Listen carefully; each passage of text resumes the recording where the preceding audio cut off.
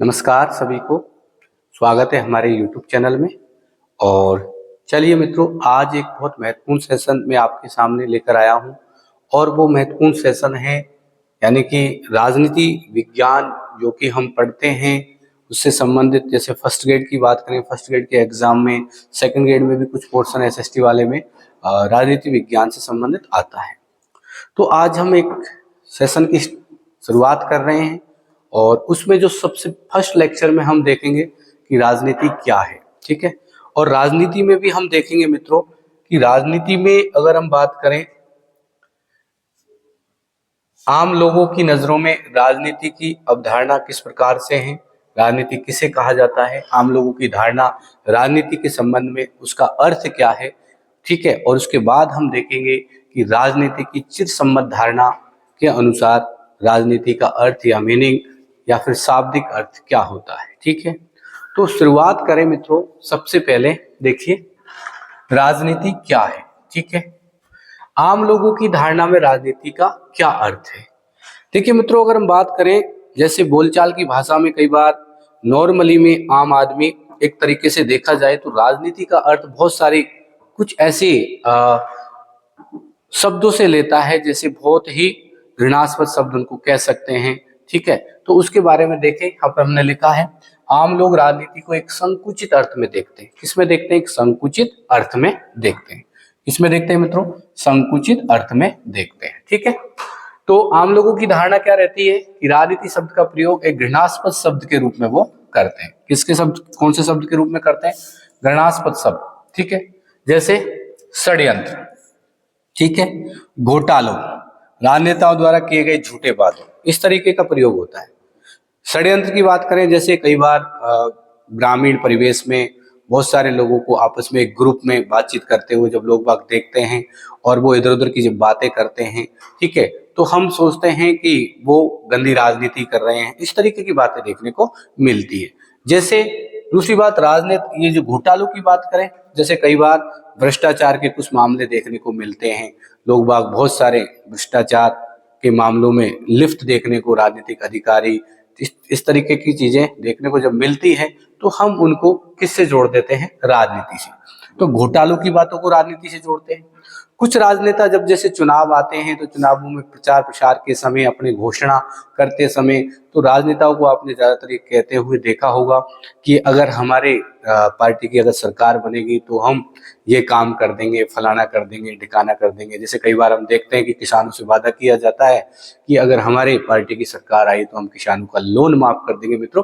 तो इस तरीके की बातें, और जब सरकार बनती है उनकी पार्टी की, तो वो एक तरीके से जो वादे किए गए थे वो झूठे वादे होते हैं और सरकार उन पर जब खरा नहीं उतरती है तो लोग बाग उसको भी एक तरीके से गंदी राजनीति के रूप में, ठीक है, देखते हैं। उसको भी एक तरीके से वो गंदी राजनीति के रूप में देखते हैं।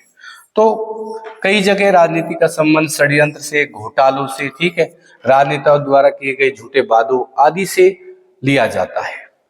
उसके बाद देखिए राजनेताओं की अगर हम बात करते हैं मित्रों, किसकी बात करते हैं? स्वयं राजनेताओं की।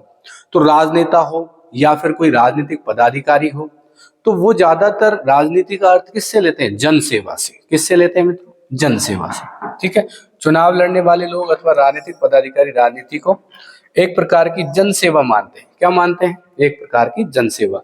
यानी कि जैसे राजनीति में लोग बाग चुनाव लड़कर के एक राजनीतिक पद को धारण करके उसके बाद देश की राजनीतिक व्यवस्था में, देश की शासन व्यवस्था में अपनी भागीदारी निभाते हैं, कानून व्यवस्था में भागीदारी निभाते हैं और एक समाज को व्यवस्थित रखने का कार्य करते हैं। तो ये माना जा सकता है कि हाँ, वास्तव में राजनेताओं का काम एक तरीके से जन सेवा का है। तो इस तरीके की बातें भी हमें आम आदमी की बातों में राजनीति के बारे में देखने को मिलती है, ठीक है। अब बात करते हैं, देखो आगे, जबकि कुछ लोग राजनीति को क्या मानते हैं? धूर्तों का अंतिम आश्रय स्थल। कुछ लोग राजनीति को क्या मानते हैं? धूर्तों का। धूर्त मतलब जो बहुत ज्यादा भ्रष्ट हैं, बहुत ज्यादा, जिन्होंने बहुत सारे उल्टे सीधे काम किए हैं, ठीक है। आपने ज्यादातर देखा होगा कि जो लोग बहुत सारे अपराधों में, जिन्होंने क्या बोलते हैं वो, अपराधों में, संगीन जुर्मों में सजाएं काटी हैं, ठीक है, और फिर बाद में वो बरी होकर के बाहर आ जाते हैं और उसके बाद वो एक अलग रास्ता अपना लेते हैं अपने आप को साबित करने के लिए, समाज में अपने आप को अच्छा साबित करने के लिए राजनीति में आते हैं, लोगों की भलाई का कार्य करते हैं। और एक समय ऐसा आता है कि वो चुनाव जीतकर राजनीति में, एक तरीके से राजनीति में देखा जाए तो कानून व्यवस्था में अपने आप को भागीदार बनाते हैं। ठीक है मित्रों, तो अब यहाँ देखें तो जैसे कई बार लोग ये शब्द भी यूज करते हैं कि धूर्तों के लिए राजनीति एक अंतिम आश्रय स्थल है, यानी कि राजनीति में ज्यादातर इस हिसाब से देखा जाए तो धूर्त लोग, भ्रष्ट लोग, ठीक है, भ्रष्टाचारी लोग यही आते हैं। ये आम लोगों की धारणा है, जबकि ऐसा राजनीति के बारे में बिल्कुल भी नहीं कहा जा सकता, क्योंकि राजनीति एक बहुत पवित्र वर्ड है मित्रों, एक इतना पवित्र वर्ड जिसकी वजह से कोई समाज व्यवस्था पूरी तरीके से व्यवस्थित रहती है। समाज में रहने वाले लोग आपस में एक दूसरे का सम्मान करते हैं, लोग एक दूसरे का शोषण नहीं करते हैं। तो ये किसकी वजह से संभव हुआ है? ये संभव हुआ है मित्रों राजनीति की वजह से। और मैं आपको बता दूं, राजनीति का क्षेत्र बहुत व्यापक है, जिससे कोई भी क्षेत्र अछूता नहीं है। जो हम आगे देखेंगे, हम आपको बताएंगे कि किस तरीके से राजनीति अपने आप में एक व्यापक स्तर पर कार्य करती है। ठीक है, तो देखिए यहाँ पर कई बार हम देखो छात्रों से ये कहते हैं, क्या कहते हैं कि राजनीति से दूर रहने चाहिए, राजनीति बहुत गंदी चीज है ना। क्या है? राजनीति बहुत गंदी चीज है, इसलिए छात्रों को राजनीति से क्या रहना चाहिए? दूर रहना चाहिए। ठीक है, क्योंकि राजनीति में कई बार जो छात्र होते हैं राजनेताओं के चक्कर में आकर जुलूस, हड़ताल, इस तरीके की जब क्रियाविधि में भाग लेते हैं तो ऐसी स्थिति में कई बार उनके साथ चोट हो जाती है। कानून व्यवस्था के तहत वो किसी न किसी अपराध में अपने आप को लिप्त कर लेते हैं, जिससे उनका जीवन बर्बाद हो सकता है। तो कई बार हम बालकों को यानी छात्रों को भी ये सलाह देते हैं कि हमें राजनीति से दूर रहना चाहिए। ठीक है, और न्यायाधीश और बुद्धिजीवियों से भी आशा यही की जाती है मित्रों कि अपने आप को राजनीति से ऊपर रखेंगे। ठीक है, जैसे हम न्यायपालिका में न्यायाधीशों की बात करें तो अगर राजनीति के वशीभूत होकर के न्यायाधीश अपना जजमेंट देते हैं, निर्णय देते हैं, तो वो अपने आप एक तरीके से ये समाज में मान्यता है कि वो निष्पक्ष रूप से निर्णय नहीं कर सकते। ठीक है, तो इस तरीके से हम देखें तो राजनीति को बहुत ही आम लोग घृणास्पद शब्द के रूप में इस्तेमाल करते हैं, जबकि मित्रों ऐसा बिल्कुल ही नहीं है। राजनीति का मतलब बिल्कुल भी इस तरीके से षड्यंत्र, घोटाले, इस तरीके की चीजें राजनीति की के बारे में हम जो सोचते हैं वो बिल्कुल सत्य नहीं है। चलिए अब अगले पेज पर हम चलते हैं, तो देखिए क्या है। देखो, राजनीति एक व्यापक सामाजिक प्रक्रिया है, ठीक है, जो कि सामाजिक जीवन के अनेक स्तरों पर चलती है, जैसे आर्थिक नीति, विदेश नीति, शिक्षा नीति। आर्थिक नीति यानी कि अर्थव्यवस्था।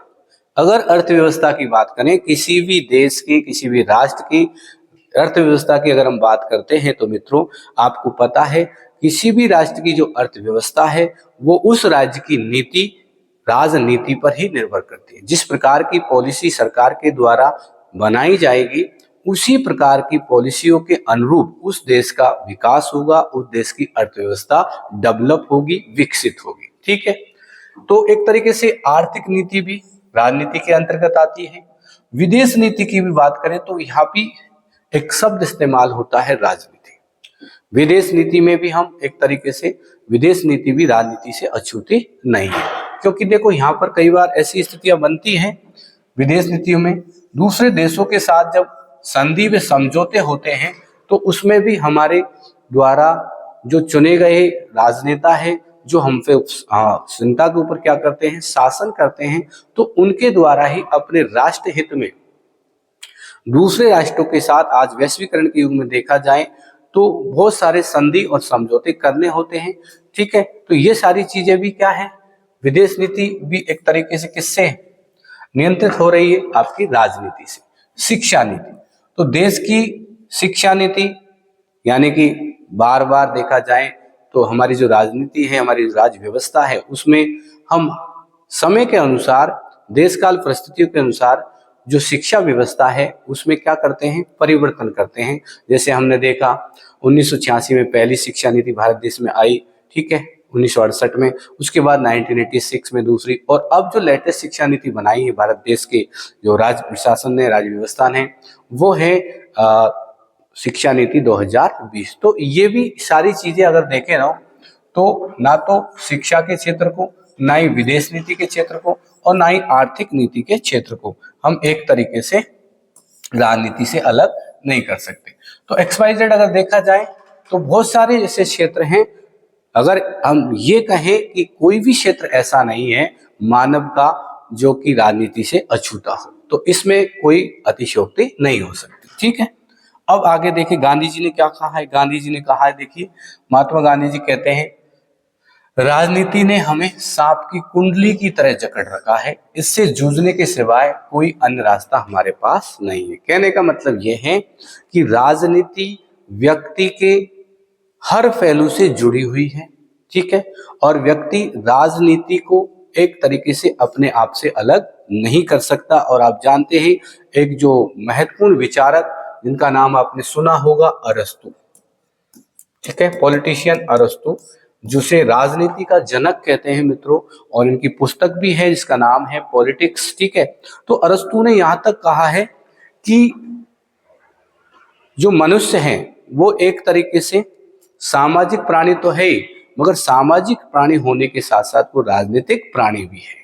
ठीक है, और राज्य का होना बहुत जरूरी है, क्योंकि अरस्तु का मानना है कि जो व्यक्ति राज्य में नहीं रहता या तो वो ईश्वर है या फिर वो कोई एक तरीके से जानवर है, ये उसने कहा है। तो राज्य की जरूरत तो प्रत्येक व्यक्ति को है। समाज में रहने वाला कोई भी व्यक्ति राज्य के बिना, राज्य के बाहर अपना जीवन एक तरीके से कायम नहीं रख सकता। इस तरीके की बातें हैं। कुछ लोग अक्सर मानते हैं कि राजनीति एक गंदी चीज है, हमको इससे दूर रहना चाहिए, परंतु आम आदमी की राजनीति में सहभागिता जरूरी है। क्यों? क्योंकि जब तक हम एक आम आदमी पूरी तरह से राजनीति में अपनी सहभागिता नहीं निभाएगा, तो ये संभव है कि जो राजनीति में शासन करने वाले हैं, हो सकता है कि कुछ ऐसे लोग उन लोगों पर शासन करें जो कभी शासन करने की कंडीशन में नहीं थे। इसलिए प्रत्येक व्यक्ति की राजनीति में भागीदारी होना जरूरी है। ठीक है, आगे देखिए, आम आदमी राजनीति से घृणा करेगा तो राजनीति का गलत लोगों के हाथों में जाने का क्या हो जाएगा, डर बना रहेगा, और जो भी सार्वजनिक समस्याएं होंगी उनका समाधान नहीं हो सकेगा। कहने का मतलब क्या है मित्रों, अगर कोई व्यक्ति, आम आदमी अगर ये सोच के चलेगा, राजनीति से घृणा करेगा, तो आपको पता है कि व्यक्ति का कोई भी क्षेत्र राजनीति से अछूता नहीं है। और आम आदमी अगर राजनीति से घृणा करता है तो ऐसी स्थिति में जो राजनीति है यानी शासन व्यवस्था है, वो ऐसे लोगों के हाथों में चली जाएगी जिससे, ठीक है, कैसे लोगों के हाथों में चली जाएगी, जो उनसे हीन प्रवृत्ति के हैं। तो अब जो भी सार्वजनिक समस्याएं हैं उनका समाधान भी नहीं हो पाएगा। ठीक है, तो ये याद रख लेना। तो यहाँ पर देखो प्लेटो की भी कुछ बातें हैं। प्लेटो क्या कहता है, जब कोई मनुष्य राजनीति में भाग लेने से क्या कर देता है मित्रों, इनकार कर देता है, तो उसे ये दंड मिलता है कि उससे हीन मनुष्य उस पर शासन करने लगते हैं। तो यूनानी विचारक हैं ये भी। तो प्लेटो ने क्या कहा है कि जब कोई मनुष्य राजनीति में भाग लेने से क्या कर देता है मित्रों, इनकार कर देता है, तो उसको ये दंड मिलता है कि उससे हीन व्यक्ति उस पर क्या करने लगते हैं, शासन करने लगते हैं। कहने का मतलब है कि हमें राजनीति से एक तरीके से दूरी नहीं बनानी, राजनीति में सक्रिय भागीदार बनना है। क्योंकि जब तक हमारी सक्रिय भागीदारी राजनीति में नहीं होगी तब तक अच्छे लोग शासन में नहीं आ सकते, अच्छे लोगों का शासन नहीं हो सकता, और जब तक शासन करने वाले लोग अच्छे नहीं होंगे तो उस राज्य का विकास नहीं हो सकता। ठीक है, इस तरीके की बातें हैं। चलिए अब आगे चलते हैं मित्रों, हम आगे देखते हैं। देखिए आगे अगर हम बात करें मित्रों, राजनीति का अर्थ। अब यहाँ पर ये जो हमने अभी थोड़ी देर पहले देखा वो तो एक तरीके से एक आम धारणा, यानी लोग जो आम लोग हैं, आम व्यक्ति हैं, ठीक है, वो राजनीति का अर्थ किस रूप में लेते हैं उसके बारे में हम देख चुके हैं। कोई चुनावों से जोड़ता है राजनीति को, कोई षड्यंत्र से जोड़ता है, ठीक है, और कोई व्यक्ति राजनीति को किससे, जनसेवा से जोड़ता है। तो भिन्न भिन्न प्रकार की बातें हमने देखी, मगर जो चिर सम्मत धारणाएं, जो वास्तव में राजनीति का अर्थ क्या है, कहाँ से राजनीति का जन्म हुआ है। देखिए मित्रों, मैं आपको बता दूं, राजनीति अपने आप में एक बहुत पवित्र शब्द है। कैसे पवित्र शब्द है? क्योंकि किसी भी समाज में लोगों को व्यवस्थित रखना हो, आप ये जानते हैं कि मानव क्या है, जन्मजात स्वार्थी प्रवृत्ति का होता है और वो अपने स्वार्थ के वशीभूत होकर के किसी भी हद तक जा सकता है। यानी कि वो किसी अपने से कमजोर व्यक्ति, अपने से हीन व्यक्ति यानी शक्तिहीन व्यक्ति का शोषण कर सकता है। ठीक है, तो अगर समाज में प्रत्येक व्यक्ति अपनी एक तरीके से अपने आप को बनाए रखना चाहता है, अपने आप का वजूद बनाए रखना चाहता है, एक तरीके से कोई व्यक्ति किसी दूसरे व्यक्ति का, ठीक है, शोषण ना करे, उसके लिए जरूरी हो जाता है एक राज्य का होना और राज्य में एक शासक का होना जो सभी को क्या कर सके, रेगुलेट कर सके, सभी को नियंत्रित कर सके और एक दूसरे के शोषण से बचा सके। तो अगर हम ये सोचते हैं कि राजनीति एक घृणास्पद शब्द है, तो वो एक तरीके से भूल है। राजनीति अपने आप में एक बहुत पवित्र शब्द है जो कि मानव के सद्जीवन के लिए प्रयुक्त हुआ है। यानी कि राज्य एक तरीके से देखा जाए तो मानव को सद्जीवन के लिए जरूरी है, राज्य की प्रत्येक व्यक्ति को आवश्यकता है। अब यहाँ देखिए, राजनीति का अर्थ अगर हम इस आधार पर देखते हैं मित्रों, इस आधार पर चिरसम्मत धारणा में, तो राजनीति का जो अंग्रेजी पर्याय है, अंग्रेजी में राजनीति को क्या बोलते हैं अपन? पॉलिटिक्स बोलते हैं। क्या बोलते हैं मित्रों? पॉलिटिक्स बोलते हैं। क्या बोलते हैं? पॉलिटिक्स। यानी कि पॉलिटिक्स, और पॉलिटिक्स जो शब्द है मित्रों, वो ग्रीक भाषा का एक शब्द है और वो शब्द है मित्रों पोलिस, POLIS, अर्थात पोलिस। ठीक है, तो इस पोलिस शब्द से बना है, ठीक, और जिसका अर्थ क्या होता है मित्रों? प्राचीन यूनानी नगर राज्य से लिया जाता है। तो प्राचीन काल में जो यूनान में अगर देखें तो छोटे छोटे शहर थे, छोटे छोटे नगर थे, तो उन नगर राज्यों से इस पॉलिटिक्स का यानी पोलिस शब्द है उसका अर्थ लिया जाता है। क्यों? क्योंकि यहाँ पर यूनान में अगर देखें तो छोटे छोटे नगरों में, छोटे छोटे शहरों में कुछ लोगों के समूह द्वारा क्या किया जाता था? शासन किया जाता था, वहां के लोगों को नियंत्रित किया जाता था, वहां की समाज व्यवस्था को रेगुलेट किया जाता था। ठीक है, इस वजह से यहाँ पर नाम दिया है क्या? नगर या राज्य। ठीक है, ये याद रख लेना। एक बार दोबारा देख लो, क्या है चिरसम्मत धारणा में राजनीति का? तो राजनीति अंग्रेजी के कौन से शब्द से बना है? पॉलिटिक्स का हिंदी रूपांतरण है जो कि ग्रीक भाषा के पोलिस शब्द से निकला है और जिसका अर्थ क्या होता है? नगर अथवा राज्य। याद रख लेना, क्या होता है? नगर अथवा राज्य। प्राचीन यूनान के लोग यहाँ का शासन स्वयं चलाते थे तथा ये सदस्य, ठीक है, तो प्राचीन जो यूनान के जो लोग थे मित्रों, वो अपना शासन स्वयं चलाते थे। ठीक है, और वो उस राज्य के सदस्य भी होते थे और उस राज्य के संचालक भी होते थे। ठीक है, तो जो व्यक्ति यूनान में एक राज्य का सदस्य होने के नाते और एक राज्य के संचालक होने के नाते वहां की जो कार्य प्रणाली थी, वहां की जो गतिविधियां थी, उनका व्यवस्थित रूप से क्या करता था? संचालन करता था और उसी को नाम हमने क्या दे दिया? राजनीति दे दिया, पॉलिटिक्स दे दिया। देखिए, प्राचीन यूनान के लोग यहाँ का शासन स्वयं चलाते थे तथा ये सदस्य व संचालक की भूमिका निभाते थे। इनसे संबंधित जो भी गतिविधियां हैं उनको प्राचीन यूनानी विचारकों ने पॉलिटिक्स की संज्ञा दी है। ठीक है, जो लोग यूनान में शासन करते थे, ठीक है, राजनीतिक गतिविधियों का संचालन करते थे, उनको यूनान में किस नाम से जाना गया है? पॉलिटिक्स की संज्ञा उनको दी गई है। ठीक है, अब आगे देखते हैं। देखिए, पोलिस या नगर राज्य के समर्थक प्लेटो व अरस्तु और समकालीन विचार। तो याद रखना, जो पोलिस यानी कि जो यूनान में नगर राज्य है, उनके समर्थक कौन है? प्लेटो व अरस्तु और उनके समकालीन कुछ विचारक है। अरस्तु ने नगर राज्यों का अध्ययन को सर्वोच्च विज्ञान या परम विद्या की संज्ञा दी, या फिर क्या कहा है? मास्टर साइंस कहा है। अरस्तु ने, देखिए, अगर देखा जाए तो जो नगर राज्यों का जो अध्ययन है, जिस विषय के अंतर्गत नगर या राज्यों का अध्ययन किया जाता है, उसे अरस्तु ने परम विज्ञान, परम विद्या या फिर सर्वोच्च विज्ञान की क्या दी है, संज्ञा दी, यानी कि मास्टर साइंस कहा है किसको, राजनीति को। किसने, अरस्तु ने। अरस्तु ने मास्टर साइंस किसे कहा है मित्रों, राजनीति को कहा है। अरस्तु ने राजनीति को इसलिए सर्वोच्च विज्ञान दर्जा दिया क्योंकि वह मानव समाज के अंतर्गत विभिन्न संबंधों को क्या करता है, व्यवस्थित करने में अपनी निर्णायक भूमिका निभाता है। कहने का मतलब सर्वोच्च विज्ञान अरस्तु ने क्यों कहा, क्योंकि समाज में जो विभिन्न प्रकार के संबंध हैं उनको व्यवस्थित करने के लिए, ठीक है, उनको बनाए रखने के लिए जो सबसे महत्वपूर्ण भूमिका निभाती है वो है राजनीति। ठीक है, राजनीति की सहायता से मनुष्य इस धरती पर अपनी नियति को बस में करने का प्रयास करता है। नियति का मतलब है भाग्य से, ठीक है, तो नियति को बस में करने का प्रयास करता है, यह अरस्तु ने कहा है। किसकी सहायता से, राजनीति की सहायता से। तो राजनीति का मतलब है शासन, राजनीति का मतलब है राज्य।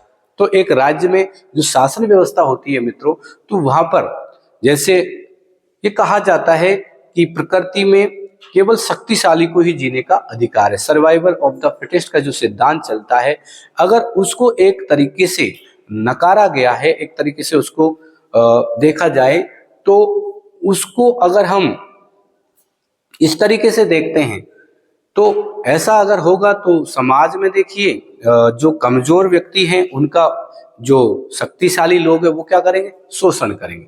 इसलिए अरस्तु ने कहा है कि राज्य एक ऐसी संस्था है जिसके अंतर्गत रहना राज्य व्यक्ति का बहुत जरूरी है, क्योंकि राज्य में रह करके वो किसी दूसरे व्यक्ति का शोषण, दूसरे व्यक्ति के शोषण का शिकार होने से क्या हो जाता है, बच जाता है मित्रों, और अपने आप को एक तरीके से भाग्य का शिकार होने से बचा लेता है। ठीक है, और भाग्यवादी नहीं रहता। ठीक, तो अन्य सब विज्ञान, ज्ञान विज्ञान, अन्य सब ज्ञान विज्ञान मनुष्य के राजनीतिक जीवन को संवारने के साधन है। राजनीति शास्त्र समस्त शास्त्रों का क्या है, सिरमौर।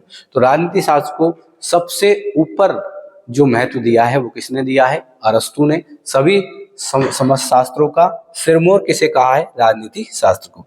देखो, यूनानी विचारक ये मानते थे कि राज्य मनुष्य के जीवन को चलाने के लिए अस्तित्व में आता है। तो यूनानी विचारकों का मानना क्या था कि राज्य का जो जन्म हुआ है वो मनुष्य के जीवन को रेगुलेट करने के लिए हुआ है, उसे चलाने के लिए हुआ है, मनुष्य का मनुष्य शोषण से बचाने के लिए हुआ है। ठीक है, जैसे और सजीवन की सिद्धि के लिए बना रहता है, ये सजीवन है। तो राजनीतिक में अगर देखा जाए तो यूनानी विचारकों का मानना है कि राज्य मनुष्य के जीवन को चलाने के लिए अस्तित्व में आता है और सदजीवन की सिद्धि के लिए बना रहता है। State comes into existence for the sake of life and continue for the sake of good life. ये कहा है किसने, यूनानी विचारकों ने, कि राज्य मनुष्य की रक्षा के लिए आता है, मनुष्य के अच्छे जीवन के लिए आता है और मनुष्य की रक्षा करने के लिए वो हमेशा के लिए बना रहता है।